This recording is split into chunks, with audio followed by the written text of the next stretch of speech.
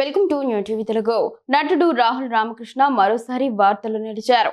ఎప్పుడూ సోషల్ మీడియాలో యాక్టివ్ గా ఉండే రాహుల్ గతంలోనూ పలు వివాదాస్పద పోస్టింగ్స్ చేశారు. ఆ సమయంలో ఇక ట్వీట్లు చేయనని ప్రకటించారు. కాగా ఇప్పుడు AP deputy CM Pawan Kalyan Twitter వేదికగా ప్రశ్నించారు.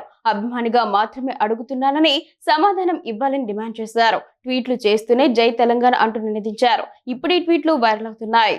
నటుడు Rahul Ramakrishna AP deputy CM Pawan ఉద్దేశించి ట్వీట్ చేశారు. అందులో కీలక అంశాలను ప్రస్తావించారు. తన ట్వీట్లో మీ గొప్పలు పక్కన పెడితే రైట్ టు ఇన్ఫర్మేషన్ యాక్ట్ కింద మీరు నిర్వహించే శాఖల్లోని ప్రతి విభాగంలో సమాచార బహిర్గతానికి సంబంధించి సెక్షన్ 4.1B అమలు చేశారా సార్ అని ప్రశ్నించారు.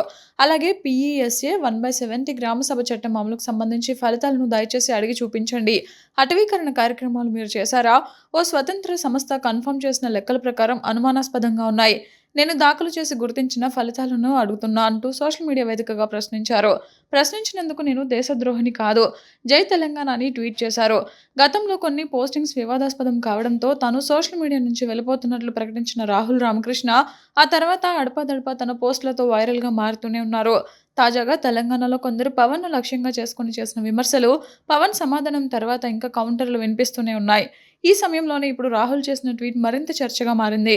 ఈ ట్వీట్ పైన భిన్న రకాల స్పందన కనిపిస్తోంది.